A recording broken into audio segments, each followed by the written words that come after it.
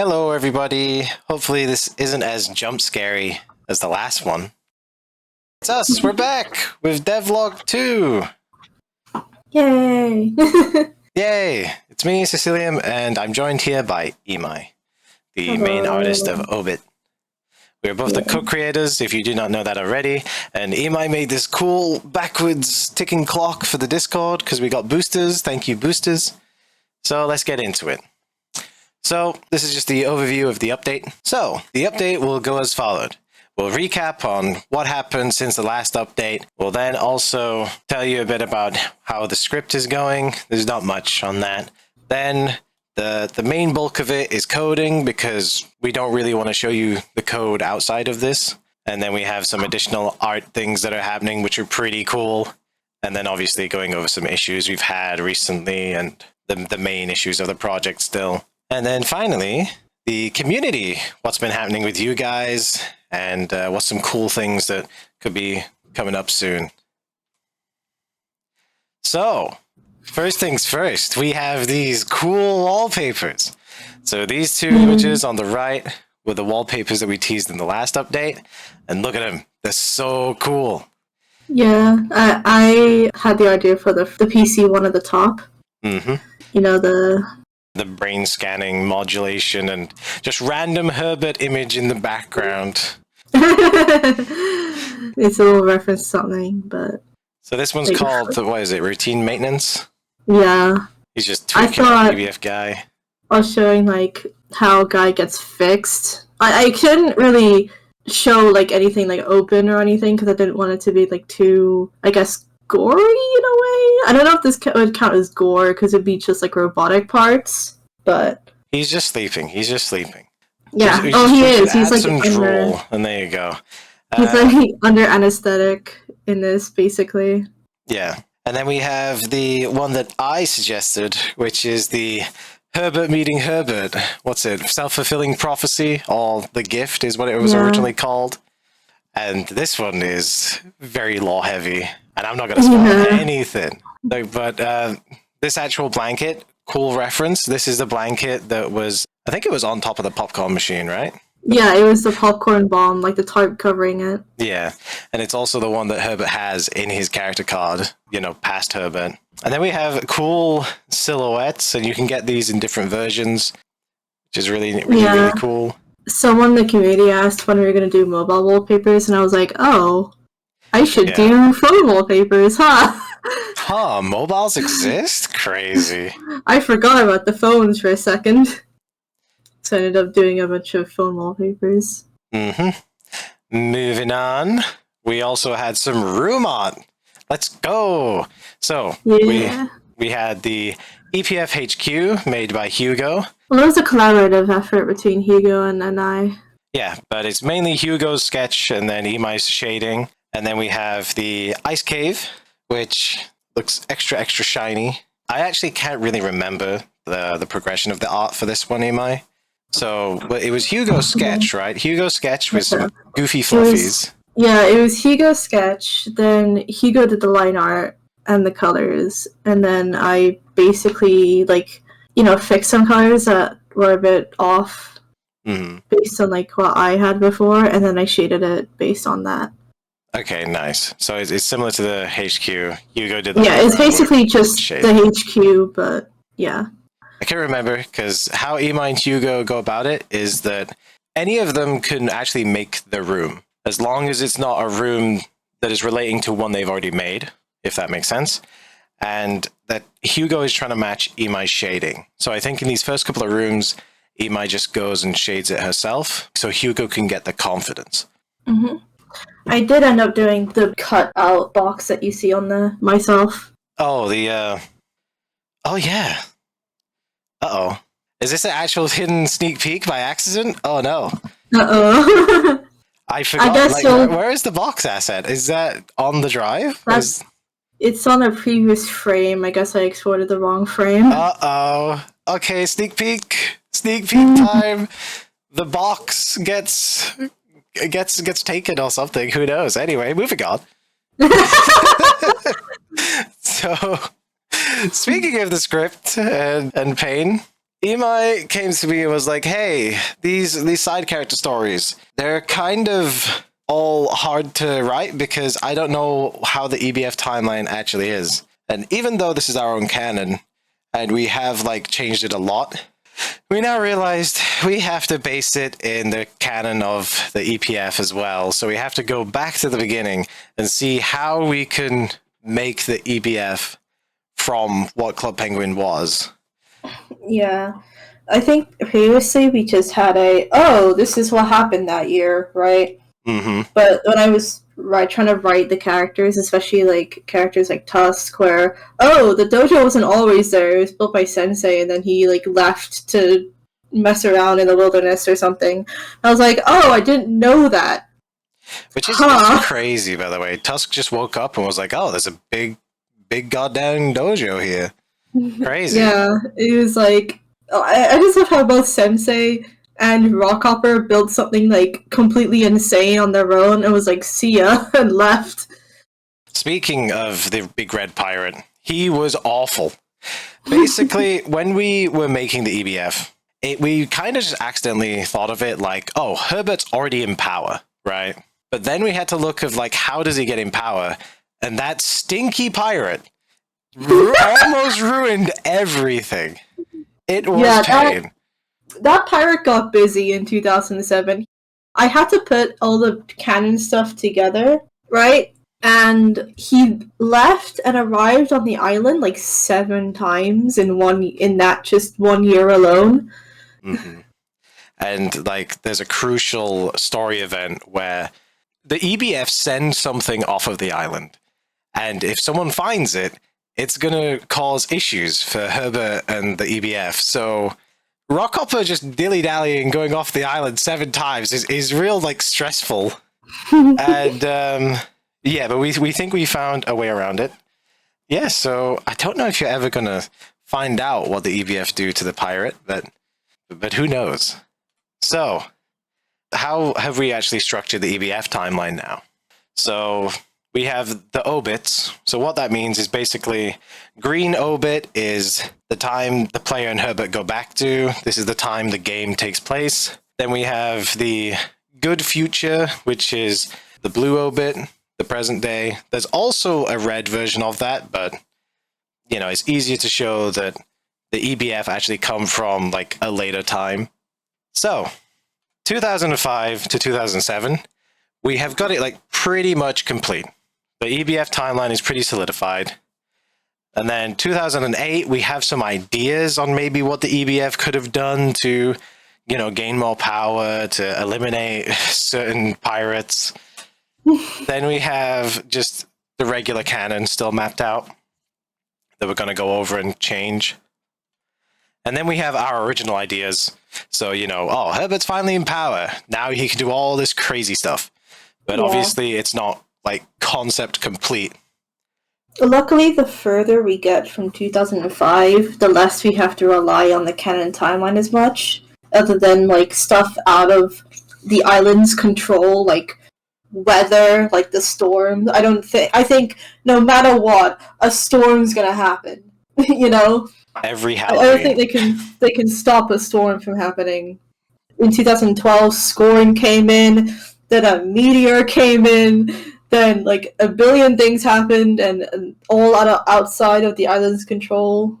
So I'm wondering how the EBF are gonna deal with scoring the dragon in 2012. Yeah, I'm not really sure.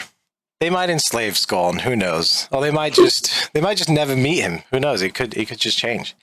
But that's currently the state of the EBF timeline. So once most of this is completed, Imai can then return to the character stories. So sorry you haven't seen any of those.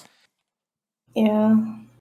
And then we have the recoding, the stuff I've been doing. Well, I also did the EBF timeline thing, but basically, we want to go for a modular approach. I'll show you that in the video so that we can progress this onwards from Obit, but then we could do like a DLC for Obit. We could maybe even do just a complete original game using the foundation that we build now. I had to recode everything because my understanding of how they coded the PSA missions compared to my coding was just slightly skewed. which meant a lot of changing, sadly. We had the HUD interactions in my menu, the UI implemented, which you'll see, and then I put completed inventory functions, but I have just realized whilst doing the video, there are still some issues. Corrected the player movement, and then we're finally ready for creating the NPCs. I have done dialogues. Yeah, I have done dialogue systems in the past, and they sucked. They scrambled my brain, and they just kept breaking. So I'm sorry I didn't do any of the NPCs. I was scared. Don't attack me. So don't worry, I'll attack him for you. That's not nice. Okay.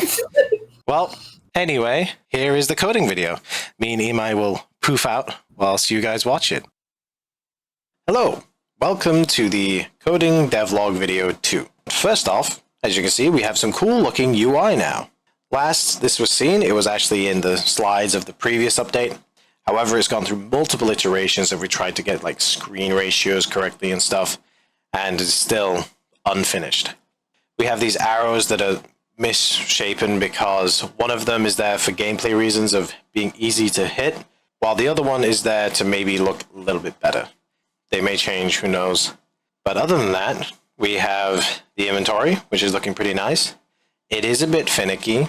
I have had to remake this because the movement now has easing, which looks like, it looks cleaner. Can actually move at the same speed as the in-game one of the PSA missions.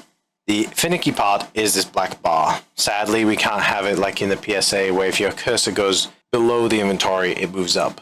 We've tried multiple times. There's a lot of issues with it, and it's just painful.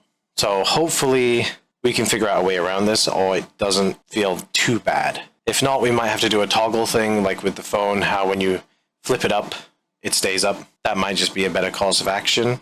But now let's look at the phone. So the phone has a cool looking looping background now. It also has this cool fade in and fade out. Still has the labels. Some buttons still don't work.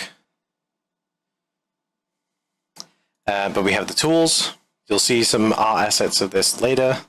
And we have this cool fading transition. We have the objective thing, like a visual aspect of it. So you can see like, oh, what is the player's current objective?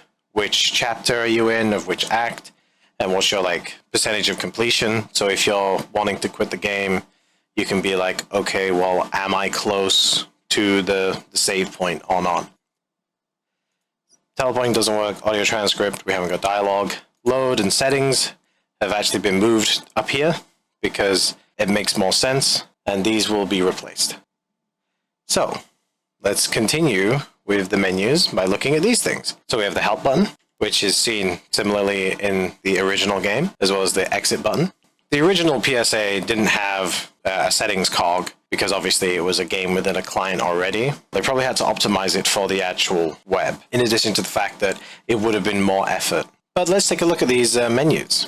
So we have the help screen, which I'm pretty sure 80% of this is copy-pasted from the original help screen on the other one. We have the cool looping animating background, and nothing around here is interactable, which is why we moved the settings and the loading feature from the phone, because during dialogue of the NPC, you wouldn't be able to flip up your phone. It would get in the way and overlap, so it felt weird. We have the settings, which we don't have anything fully implemented yet. The settings are currently broken. They cause a lot of issues between me and Locks, so it's just kind of on hold currently, so we can fully look over that. And then we have the pause screen. So there should be 4 buttons here. We need to add the load button. So are you sure you want to quit your mission? Your progress is saved per chapter.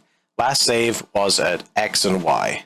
So we're hoping with this line of text that we can have a feature where it will send your PC's time, like as a timestamp on the last save. So you can look at this and be like, okay, I have spent 20 minutes since the last save. I should probably continue. Or, if you're like fine deleting that progress. The chapters shouldn't be that long. If it's like more than 20 minutes, you probably got stuck on a puzzle. You might have like figured out that puzzle, and it might just be like a 2-minute job after that when you come back. The reason for not having manual saves is because we don't want save scumming. We also want to track full progression. Like, oh, the first time you defeated this chapter, you did it at this speed, you did it on this day, you collected the secret collectibles, Because then if you have that progress, you don't need to go back and do it again for each time you want to get a different ending. And then you can have like a 100% completed save file. And you can have multiple files. So if you want to do speed running, or if you just want a flat new save, you can just hop in to a new file. That's why we don't have manual saving.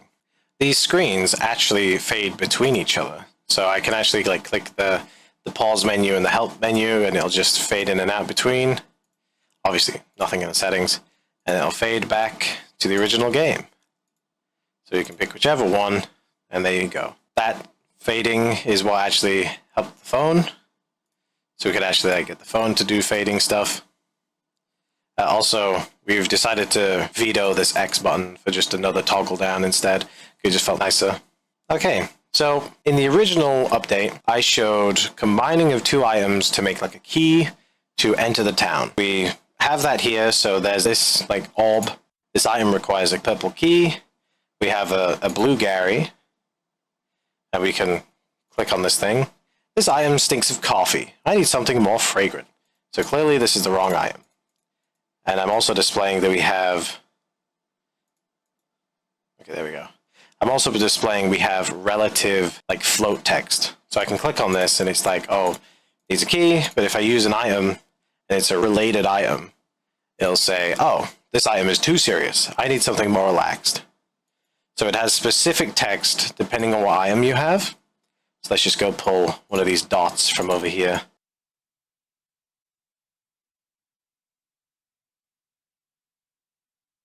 That. So this is not the key item. This is not the key items. Okay, sorry, typos. Anyway, let's just delete this dot. So if I combine these two, because obviously blue and red make purple. Purple penguin. Unlocked. So now we have this, which is an active item. So think of it like the spy goggles or the spy phone in the original game. You can place this down. However, we probably won't allow you to place it, because once you place it, you can't pick it back up again. And the item effect is basically whatever I can code something and then input it in. So currently what's coded is just to turn the phone invisible. Like so. And to obviously color this pink. But it's inverted currently, it doesn't really matter. But yes, I can no longer move this around. And when I transition into the next chapter, it will still be in this slot. So we will probably automatically give you those kind of items. So you don't like soft lock yourself to have it being on like the third row. So you always have a tall inventory. If you don't know what I mean by that, you'll see later in the video. So over here we have this dot. So this is a different dot. So this dot is basically the connect fall and like O'Berry bush mechanic, where you can pick up multiple of the same item and it'll add to like a counter at the top. So we're on 3 and then 4, and here's the second row of the inventory if you didn't understand before. So now I can, well, actually I can pick up another dot because we already have 4. So if I was to, you know, say I use this one on the sky or something, delete it. Now I can pick up another one because I used it. So now I need 4. But as I said, with the connect 4 pieces, we can stack these. So now we have a guy, which if we look at the top left, he has a value of 2 dots. So it doesn't break or anything. So if I use guy, I can delete him, and I can get 2 more dots from the dot spawner. So I can combine them like that. I can't, however, combine 2 guys with 2 guys. I'll expand it and make a workaround for that. But I can add another dot to make a Gary, and Gary can actually be unstacked if I wanted to. I'm just displaying that I can actually unstack them. So let's make Gary, then let's make the full stack, which is just like a frozen screen of the phone. So that's all that this item is. Also, it also displays that you can have items that, you know, are non-consumable. They don't disappear when you pick them up. Moving on, let's go up here. So I didn't show you, but if I picked up Gary, and if I held Gary and then clicked on Guy to combine into dot, that should work. But currently, that isn't set up. So this is a transformer. This is the best we can get so far, and it's broken, and I'll show you why in a second. So let's take the purple key. Let's turn it into squish dot. So we've changed the state of this transformer to show that it has transformed. It's meant to only do it once, but it's currently broken. So we can have as many squished dots as we want to just fill our entire inventory. The other bug is that I wanted it to transform 2 items. So the second item I wanted it to transform is actually in the town. Now, the town's item is basically, what if you had items that couldn't fit in the inventory? Like they're too big, like it's a massive barrel or something. Yes, in the PSA games, they didn't have this. You were able to pick up the entire prototype sled and cream soda barrels, but I thought it could be like funny, or it could make for an interesting puzzle if it's like, oh, you have to carry this item and you can't use any other item whilst carrying it.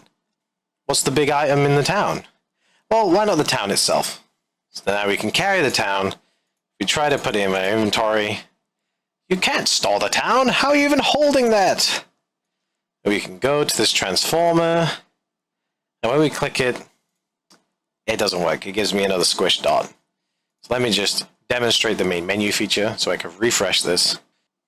So we'll come back to this main menu, but I just want to refresh the level. So let's use the amazing level select screen we have. Okay, and we're back in. So we basically selected our chapter.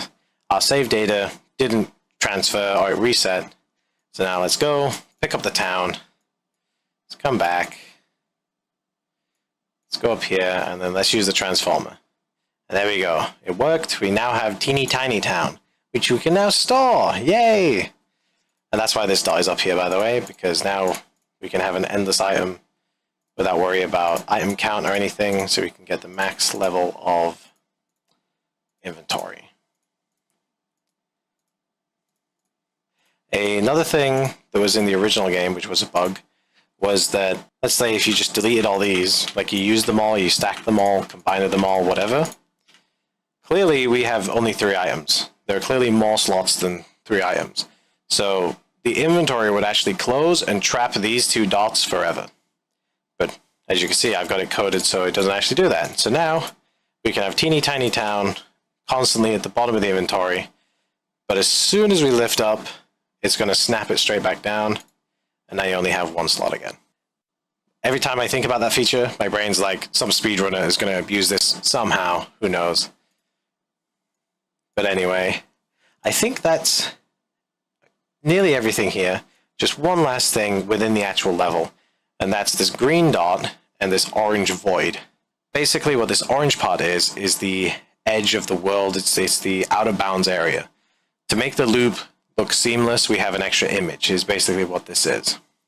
So when we go over the boundary, we get teleported back to the other side, but Dot's still here. However, she's not green anymore. That's because this is a fake Dot. It's a doppelganger, it's a proxy is what we call it. And basically what it means is this actor, when clicked, will just transfer over to the original one and do whatever code it's meant to do. So as you can see, we've still got dot 1, dot 2, dot 3. We can even teleport back and pick up dot 4, and they still stack with each other. So that's basically the last feature I wanted to show you that we have coded in. I'm not sure if this is a lot compared to the first time you saw the game. Progression has been a little slow. I'm sorry for that, but I think a lot of it is actually background stuff, which I will get into later. So, back to the main menus. Basically what I'm going to talk about here is content that we want to add that isn't really here yet.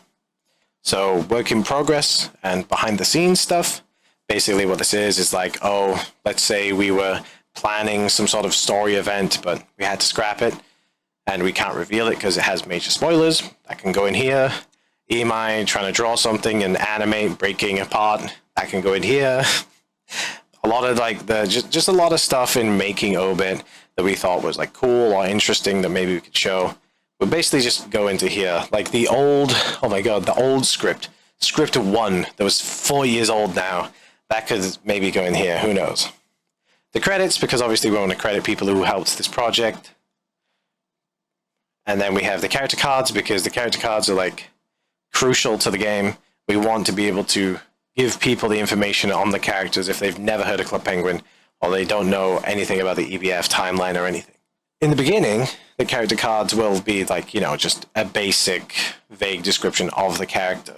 But then once you completed certain chapters and get that certain save percentage, they will update to have like a version 2, which is basically like a full bio of that character.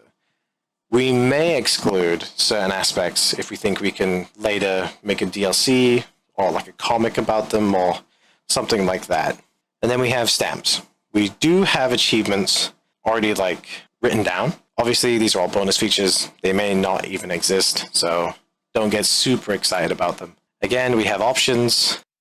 Never mind, we don't even have the option screen tied anymore. Okay, sorry about that. And then we have the play, the continue, and the new game don't do anything currently. And obviously you saw this amazing level select. Anyway, exit to desktop, and now we're here. So why have I got the original Club Penguin open on Clockwork Repairs? Basically, I coded the game initially in that first devlog how I thought it should have been coded. I then came to realize that the PSA missions actually coded it a complete different way. So I've had to rebuild most of like the float narrative or float text, whatever you want to call it, like basically like examining elements. And this is just another example of like a niche circumstance which we just missed over, which is we have an item. So obviously we already have this coded. We click on another item, probably pause gameplay and everything, let this animation run, and then resume gameplay. We have the combined item. So this would be a transform that is currently broken. But then here's where it changes. If I click on a space, it doesn't just put the full thing in, it just puts one of the items in and then the other one. I don't have that coded yet. It would be useful for the unstacking as well, because then I could pick up like Guy and then I could click him in 2 different slots to make 2 dots. But that might also be a pain. Who knows, right? Either way, I should probably code it in. And that's pretty much it for the surface coding. So what I mean by surface coding is in the last update, I just showed you like the game. I gave you a quick glance of the behind the scenes stuff. I'm not sure if we should stick to that format or we should do what I'm going to do now, which is actually show you some of the actual fully behind the scenes stuff. So let's just turn this into editor mode so we can actually see that, yes, the HUD is pretty jank. And also the play movement. The play movement is now consistent between editor window, which is this, and the full running game, which was a snail pace in the last one. So, why am I showing you the behind the scenes stuff? Basically, how I want to make the game is I want to make it all modular. So I want to allow Lox and Emai to basically load up the project, and if they want to make a new room, they can, right? So let's just make a new room quickly. So let's go room, let's drag out a room, let's position it, we can position it wherever we want. However, we probably don't want to stick it like in front of everything, because then when we hit play, we'll obviously see everything behind it. Because this is a 3D game and everything is 3D. There's no actually like the camera isn't smushed to a certain plane. Right, so we have a room. Currently how the rooms work, by the way, this was the first thing I coded. You can switch the room between the dock, the town, the ski hill, all blank. So later on we'll add rooms and then you can just set them in the list. Basically I made it like this so that when we go to multiple acts that have the same area, you know, like the town, we can just quickly load up the town and then make adjustments to it later. So we've got the town. It hasn't got the blue and orange because it hasn't got the debug tint. But then we can go into interactables. We have exits, which is basically the teleportators. So down here, I can click on it. Whoops. What did I just do? So here's an exit. Basically, when the player hovers over this, they'll be able to click back to the dock. So let's add in just like an exit. So this is how all the items first appear. Basically, this is what the interactable properties are.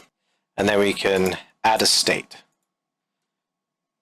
And within this, we can change it from being Gary to Guy. So Guy could teleport you. We can change it to being a box. We can scale the box.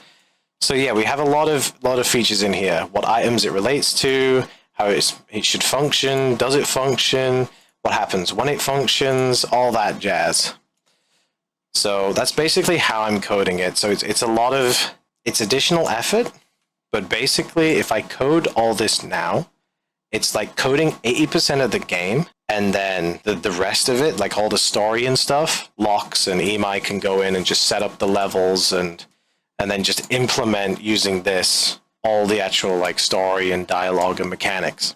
Then, like with that inventory item, I can have it so they can just request me to build some custom code for like the boss fights or mini games or like events. And then when you click on an item or an exit, it could execute that unique code. So yeah, that's just like a very brief explanation of it. We have data tables of the items and stuff with like loads of stuff going on. Sneak peeks of the dialogue system. There's just a lot of stuff going on. So yeah, I think I've covered everything that I wanted to cover. Okay, I did miss two things. So over here we do have like, it says state property. Basically what this means is I can add two elements, and then up here where it says current state, I can basically switch between them. So 0 is state 1, and then 1 will be state 2. And then the other thing that I forgot to demonstrate is that the inventory, when you click on a random slot, actually has randomized like float narrative, which I don't think they had in the original game. So an extra example of the state thing is basically, so state 1, this thing is disabled. State 2, it's now active. So then I can pick it up. So that's it. That's everything. That's the coding. And now we can continue with the art in the next couple of slides. Okay. Thank you, very tired me. Some of the editing, I realized that some of the audio was missing. That's my bad. But anyway. There we go. How dare your mic cut off? No, it wasn't my mic. Well, okay, sometimes my mic did dip out. I need to fix that, but obviously I'm not an audio engineer. But there was a pause in like the dialogue. That's because I must have accidentally deleted the dialogue. So oopsies. Hopefully we can do better editing next time. Sorry, our bad. But now we have additional art. Look at this. Look at this glorious toolkit. Yay. You did the exact same yay in the last video. I know. Okay, well, basically we decided on, you know how we had the tools in the original Spy phone? We decided to basically reuse that concept in this one, but with more tools this time. So the first one is the laser pointer, which is basically like, it's funny because people called this like a lightsaber, which is, I guess, kind of what it is, but like an actual laser. I didn't even think about that until now. It kind of does look like a weird, dinky lightsaber. Yeah. But this is the tool that was used like most in the original script, so we just decided to keep it, but add more tools. This is basically the original only tool that we had. I think the tool, how it came about, was in the original script 4 years ago. We had a problem, right? A crisis was happening, and we needed the player to fix it. But obviously they couldn't go to Gary. They didn't really have many tools. So we were just scratching our heads. And then I went down the hall to my, I think he was then like 7 or 8-year-old brother, and said, "Hey, how would you solve this puzzle?" He went, "Laser, a big laser." So then we made the laser pen, but now we changed it to laser pointer because laser pen doesn't really make sense. Yeah. And then we accidentally used it for the majority of the game, and then we had to tweak that. Oh, God. So, as well as having that new tool, we have tools that you're probably quite familiar with, the wrench, the scissors, and the comb. But now they look 3D and not just flat black. Yeah. Pog. Then we have a microphone. Ooh, who knows what that could be used for? I'm guessing recording. It's a microphone. I also, yeah. A camera and a screwdriver. Mm-hmm. However, some of these things, including these UI icons over here, because these are from like the phone, and then these are the actual like icons for the tools, and then down here are like the cursors when you go and hover over things in the game. Some of these will have to be removed because they can't fit within the function of our game. So one of these is sadly our own creation, the screwdriver. Uh-oh. I'm sorry that I made you do the icon and then this icon and then this entire screwdriver, and now it's getting vetoed. I think the screwdriver can still be used as the tool icon. Because it's still a tool. That's why this is not red. This is fine to stay. So the elite gear and the whistle were made for reference for in the next couple of slides. And then the load and settings buttons, that's what these two were. And as shown in the video, they got moved to the top of the HUD. But yeah, cool looking icons. Hopefully they look readable and this doesn't look like a water bottle or something. I don't know. And speaking of reference for a certain artist, we have Sai joining the team. Yay! So Sai isn't really going to be doing much in terms of in the game. They are going to be the comic artist. So we have comics within the game because we can't do animations like the original PSA missions. And sometimes there's just action that a visual novel format cannot like give justice. So we opted for a security breach inspired or like Danganronpa-esque comic system where there'll be like a panel and then it'll switch to a different like state. And so it wouldn't be a different panel. It would be the same panel, just has like a stuff like altering. So it kind of feels like animation. And then, you know, additional panels after that. So we actually have some sneak peeks of the first comic, the intro comic. We actually didn't plan to have an intro comic, but now that we have like a dedicated comic artist, we can actually add more comics. So look at this. This is really cool. It is really cool. I had to show Sai the reference of the big machine that you see in panel, like, what, 4? I think that's panel 4. 1, 2, 3, 4, and then 5. 4 and 5 of the same machine. And I think Sai, like, cried for a little bit. Did he? Oh, no. Yeah. I was like, oh, yeah, I got you all this, by the way. And he was like, what? Yeah. I also helped out with, like, composition, and I gave the main panel beats. So we have Indistinct Mountain. I'm not going to spoil what mountain it is. We have Crab. We have Herbert looking down at Crab and saying Crab, holding some boxes. That's totally what he's going to be saying in the final panel. Totally. Totally. And then Klutzy's just going to stare at him, holding his little cart. And then, very happy he's called Crab for some reason. Yes, incredibly happy. He's like, you got it. You figured out what I am. Then we have this cool like silhouette shot, which I think is amazing looking.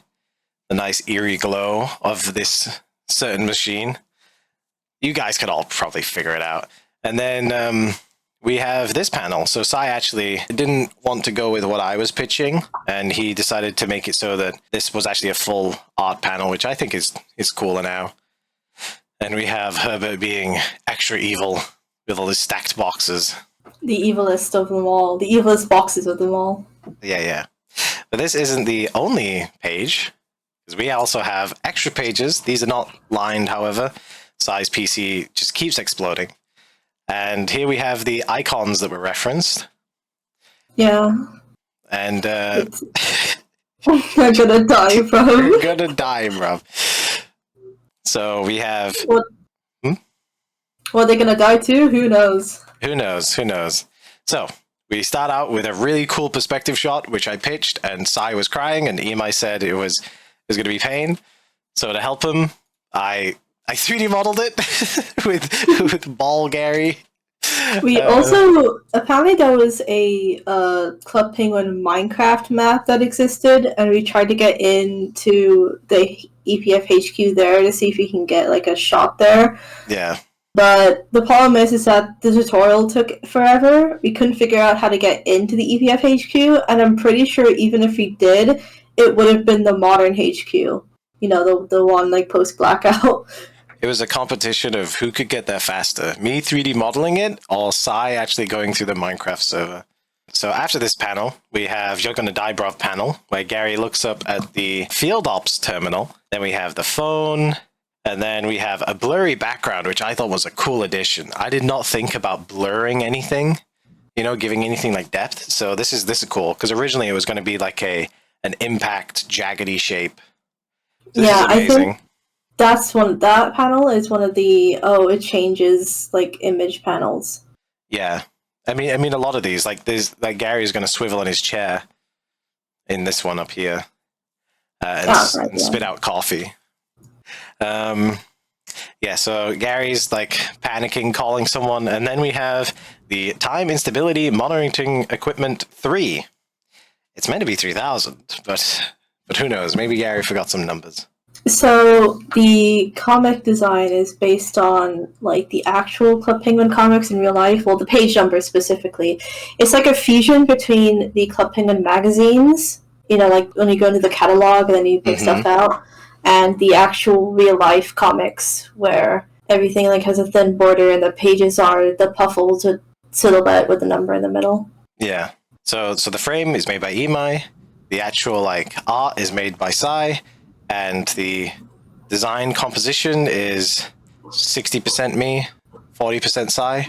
Is that a good ratio? Yeah, I think so. I'm also planning for these to be like how the actual catalogs are, where you flip the pages like the actual catalogs, and there's an X button. There's like a fold here or something. Yeah, and an X button. So like if you don't want to, if this is like your 76th time playing the game for some reason, maybe you're speedrunning, I don't know, and you've seen this cutscene a billion times and you just want to skip it, you could press the X button in the corner and it'll skip the cutscene. Now, should we have an X button, or should we just have it so space just skips it? I mean, we could. I was just thinking of making it more like Club Penguin-y, you know? Yeah, okay. So we'll have an X in the corner, and that's to skip the page. Or to skip the book. We'll have the X for aesthetic reasons, but for speedrunners, we'll have the space anyway. Yeah. Just... Those 1% of people that accidentally hit spacebar because they slip and then skip an entire cutscene are gonna cry. Okay, and then we have... Wait a minute, the HQ is back. What's it doing back? Well, that's because this was the original, like, finished design. This is actually heavily based on the DS game, because obviously that has the HQ in the PSA format. But the DS game was actually very different compared to the official live game. So there's the changes. As you can see, we now have the tube in the background. These consoles have been updated. The background pipes have all been updated. We actually have the field ops and system defender. And Imai has actually added some animations. Who's that? Whoa! And she's gone. She did not want to stick around. I'll play it a couple more times. I wonder if loop works in slides. But yeah, this looks really cool. She's forever walking now. Yeah, I didn't want to make these too long because I didn't want to, like, I guess waste people's time, but yeah. And then we have another room. This is the dock. We originally had the image on the slide, but it's too small. It's too big in width. So it's too small in height. So instead, we made this like panorama. It might be a little hard to see, but here we go. Here's the updated dock with animations. Whoa, look at those mounts. Yeah. Look at that water. This room is the first room I did completely on my own. Like, Hugo had no part in this one. Mm-hmm. So it was a bit of a challenge to figure out, like, how to do stuff. Luckily, most of this stuff was the line tool, so it wasn't that bad. I also figured out something, that when you export stuff as a video, you can't mask over text, otherwise it breaks when you export it as an MP4. We found that out today. I had to fix it real quick. Scrambling to get this video ready. It is a little blurry. Yeah. We're not sure why. Also, there's some sneak peeks in the background there. The lighthouse and the ski hill. Okay, it's probably blurry because the actual video is for like 360 pixels big, because oh no, it's like 400 or something. That's how big the original rooms were, but we might export them to be much, much bigger. It's probably weird, like video compression thing. But yeah, look at this. We got the lighthouse, which is pretty destroyed and disarrayed.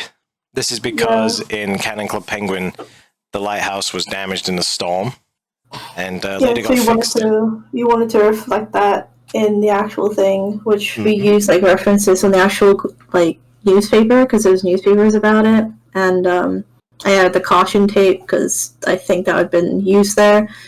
We also have some construction at the ski hill. Mm-hmm. This Because at the crane. Because at the time, Bunny Hill was the only track available. So you wanted an in-world explanation of what was going on at that point. The beach is actually, we don't know if it was damaged. We know the lighthouse was damaged, but the beach was our interpretation because the beach room wasn't accessible to players until later. So we wanted to reflect that by just saying that, oh, maybe it's all rugged and messed up. So they just don't want people going in there. And if we go forward a little bit, so at the ski village, you actually can see the entire village and not just a little house in the corner. Mm-hmm. So the reason I changed it was because it kind of fit more with the actual, like, newer style. I think this is what, like, AS3 would have done if they did it, like, actually have a detailed ski village. Also, it's because, apparently the reason why there's just one house there was because of a beta version of the ski village, where the village and the hill were one location, and it was just the ski lodge there. So I decided to change it to make it more accurate, which I think looks a lot better. So, on to the project issues. One of the main ones that has been absolutely scrambling my brain, which has been annoying me to no end, is the blog. So, the Tumblr Obit blog has two minor issues. The first one is us two, as the co-creators of Obit, don't actually have the ownership of the blog. And the person who does is no longer a team member. So we don't think anything bad's going to happen, but there's always that risk, right? Which is a bit upsetting. So we're thinking about transferring the blog anyway because of the other minor issue. And that is that you have to have a Tumblr account to view the Tumblr blog, which kind of sucks. We want this to be open so that anyone can just, find it and have a quick glance and be like, oh, okay, this is cool. We want it so anyone can comment anonymously and that people can just participate in votes. So we have been scavenging, looking for different websites and stuff. We had Blogger, which was pretty decent. However, we have been struggling to customize it. We've been struggling to get the level of quality that Tumblr just offers for free without going into HTML. And Blogger did actually break. Thankfully, I used my own account, and it completely bricked my blog, so it's a bit scary. We've heard great things about Card, and I actually did want to look into that. However, that can't be a blogging site. It's only like a one-page website. So that would be great for additional links and, going to polls and stuff, redirecting people, giving a general bio of what we are, but it won't be good for the actual blog. We've recommended NeoCities and haven't really checked that out yet, so we're going to do that next, and hopefully that's good.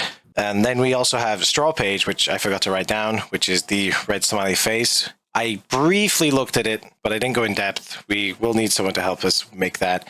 But hopefully we can turn that into a blog with some quality. Hopefully we were able to just add Imai's art as images. Then we have some of the ones that are just painful. WordPress.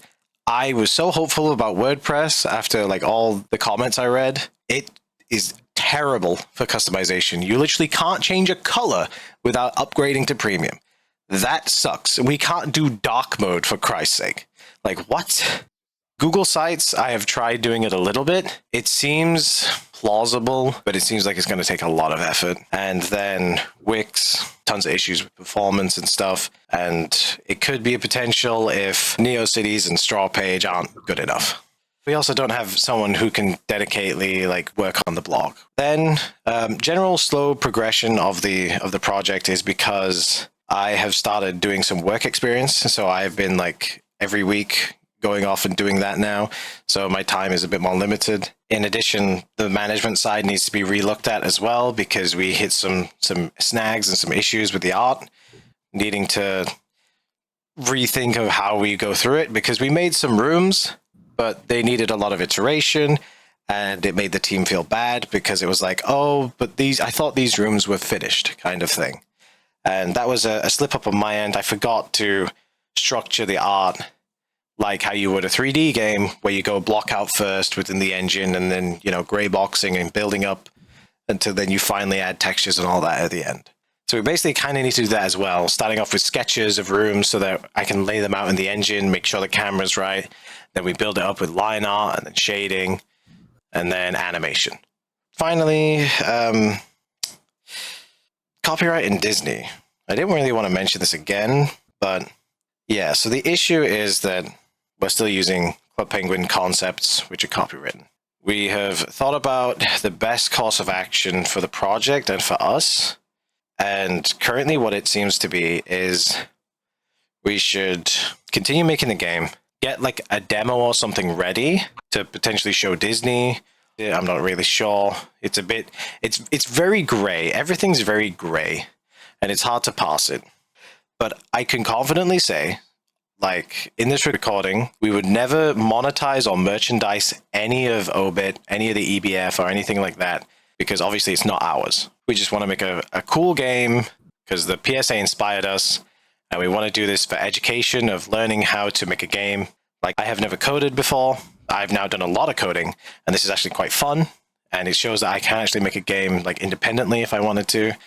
It's helping, you know, with managing a team and seeing how a team dynamic would work between me and my friends. It's showing Imai how she could maybe, you know, use her art for production and stuff, the issues she'd have to run into and the solutions around them, right? So we're doing it for education. We're also doing it for like the fans. It's a fan game. We will never monetize. We will never do adverts, never do a Patreon, never do donations.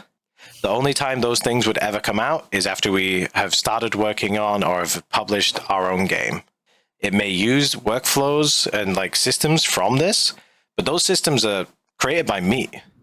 Unless the mechanics of the PSA missions are patented, which I doubt they are, would have to look at that. But either way, the inventory system, the phone system, all that I have just coded myself. So those should be able to be used in like a future project anyway. If this game does get the attention of Disney, we hope that you just send us a cease and desist. If you do, we will take down everything. We won't publish anything anywhere. So that's our standpoint currently. It might change. We still haven't gotten legal advice. But yeah, we're still going to be making this game anyway, because we're still learning. We can pivot this somewhere else. We'll just release the story somewhere else. So yeah. Moving on to something greater, something better. The community, you guys. There's 170 of you now on Tumblr. That's crazy. We completely missed the 150. We were like looking at ages like, oh, 146, 147. It's coming, Imai. There's 150 soon. We're going to do a celebration or something. What do we do? And then we look back. 170? What? Where did you all come from suddenly? Someone opened... Maybe it's the update video. Maybe it's the update video. I have no idea. Someone opened the floodgates or something. Someone just like showed their entire school bus. So we need to think of what to do for the community for 150 celebration. And I have no clue. Honestly, it's very hard to think of anything for the community because we try to give you guys stuff anyway. So if you do have any recommendations, obviously if you have any recommendations for anything, anytime, shoot us a message, shoot us an ask on Tumblr, just any of that. Anyway, we also did WPlace. So during the creation of this update, we're informed about WPlace and we saw the Club Penguin Island place. So we wanted to put our logo down there and look at this cool pixel logo. Thanks to Bones for doing the gradient on the grid because they had all the colors. Thank you. And Max for helping out as well. Yeah, I think what happened is that I did the logo in Sprite. Mm-hmm. Because I bought that for something else like ages ago. And then we just copied it down, basically. Yeah. And we wanted to put like Operation Back in Time, but when we started the outline of the logo, there was blank space around us, and it suddenly has surrounded us. We are now suffocating. So if you guys do want to add your own EBF stuff to WPlace, we might have to move to a different location. But we are also thinking about helping Bones with their Herbert statue, turning that into an EBF Herbert statue. So if you want to be kept up to date with what's happening on WPlace, probably Discord is the best place for that.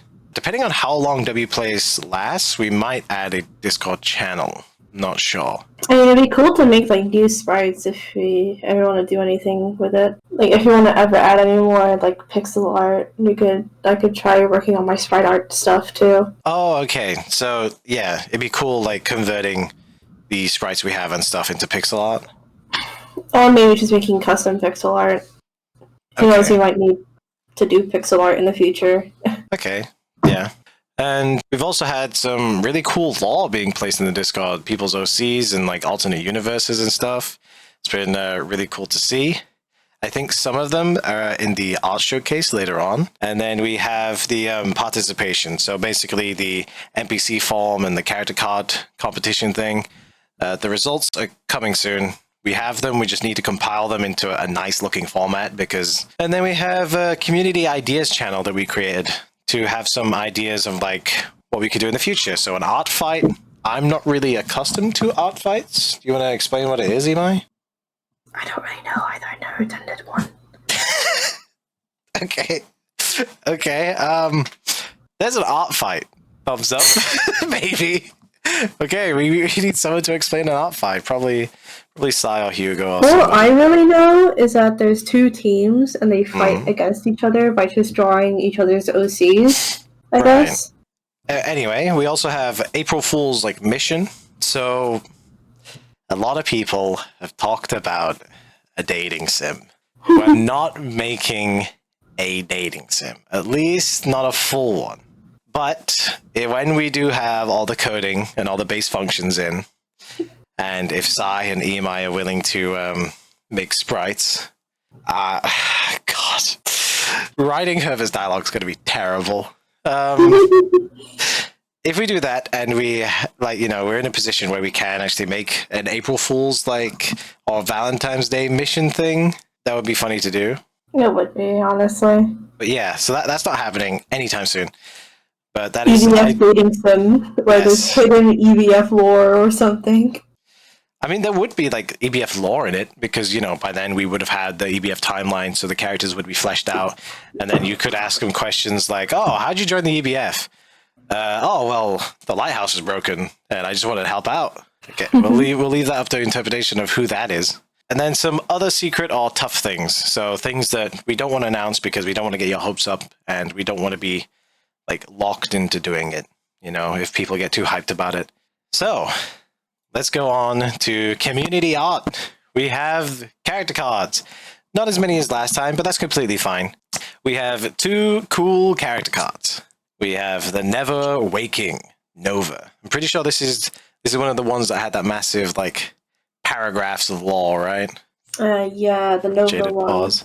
Yeah. And then we have the Cursed Penguin Felix, which also looks really cool. All these eyes everywhere from Official Phoenix T. On Instagram. I didn't know how to display the Instagram tag, so I just put IG at the beginning. That's fine. Yeah, the Nova lore is pretty cool. Apparently, like, they're an alien that came from outer space or something, and they never woke up. So EBF Gary is using the metal, I guess, that it's creating to make robots. It's just an infinite supply of metal, I guess. That's pretty cool. Metal and maybe energy? Yeah. Okay. And it's the art show time. The art showcase. So this is the art that we picked for today's introduction. It was Bunny's art from last time. This is Dev's choice. Still looks amazing. Now let's go on to the new stuff. So we have this from Agent, Axie, or Creature, however they want to be called. And this is like a cool band art cover of Gary. Very trippy. The Garys. Transcending Gary. Time and space. It's very, very cool.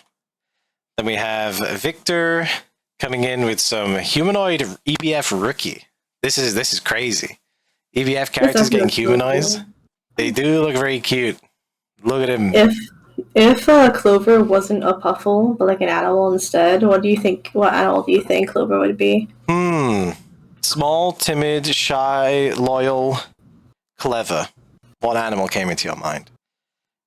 It's not as aggressive as a cat, but not as goofy as a dog. Cats aren't aggressive, I don't think. They're mean. They don't care. They're clever. They're like, you know, they're subtle, but they're kind of mean. Whereas dogs, they're too hyper. So I don't think a cat and a dog. Clever, shy, small. Maybe a rat? Spooter? Maybe. I was also thinking of like a rat or a bird or something. Because like rats are quite intelligent, honestly. Yeah. But a bird, I think, plays better with it hiding under the hat. Oh yeah, and it can fly, and Clover can fly as well. Yeah. So. And you can get green birds, so you can't get green rats. So I guess a bird is what Clover would be with this human rookie. Pet bird, let's go. Pet bird. So yeah, and then we have. So I think this is. Jada Paws. Yeah, this is Jaded Paws, but I think like is this one Nova again from like the character card? Also, is that the eye? That's so creepy. I didn't realize that until now. That's so scary. Why is that in here? Okay, and then is this? So is this EBF guy being taken over by Nova? I think it's like Nova shapeshifting to look like Guy. Right. Okay. And again, we have loads of eyes. I just love how Herbert's just like, one? Okay. Very good. Very cool art. Moving on, we have Hugo, the room artist on the team, who just decided one day he was going to draw this. So we might as well show it. It was a competition to see who liked Herbert the most in the dev team. Was it actually? Oh, no. Every time someone said, "Oh, I liked Herbert," they put counter argument and posted this GIF. Oh my god. What is wrong with you guys? Why do you all like this? I'm just here trying to make a game. I guess CBS Herbert's hot. I don't know what to tell you. Why would you post that? Oh, why would you say that in a video? God. Anyway, very nice shading, very nice art, very cool. Wait a minute, I just looked at the bed. I love how Herbert's fully rendered, and then this bed is just, it's just doodles. Minecraft bed. Yeah, an Angie face. Okay. Next, we have Agent Axion Creature again, doing another Gary, but this time it's colored, and it looks pretty cool. They're looking at the model Fires of Hell or something. Yeah, this is done on Colors Live, which is like an app on the Nintendo Switch and 3DS. It's not the easiest to draw on, especially if you're not like a finger artist or like a phone artist. How hard is shading? It's not that hard. I got the shading I use. You just can't use like blending modes, like add or overlay or whatever. So like traditional painting like principles. Yeah, well, I mean, there's still layers and stuff. But I tried drawing like something I would normally draw, and it like died multiple times. It got half corrupted, like 4 times trying to draw an image. Yeah, and then over on the right we have Bones' OC, EBF OC coming back, like EBF NPC thing. I don't know how to call it. Yeah, it could be an NPC. They now have an actual name, Scout, and they have a green puffle called Lloyd. Sadly, not yet. Not in our canon. Not in the story. Oh, not in the story at least. Not in the story. Not in the Obit story. There's not going to be Lloyd, but Lloyd will probably come later. But then that begs the question: would Scout have the same outfit? Who knows? Who knows? And what happens to Scout in the EBF timeline? Who knows? But anyway, that was the art showcase. All the slides will be available as a separate Google slide that you can go check out, so you can click all of these cool links and see all the people. Thank you for watching. Discord activities and community contributions are always open. Ask us anything, anytime. Join our Discord, not in the description. We can't add links to the description because YouTube says we're too young. Thanks for watching the update. Hope you really enjoyed it. We got more stuff coming, hopefully. We're not planning to slow down anytime soon, I don't think. No, we're not planning to slow down anytime soon. So yeah, see ya. Goodbye.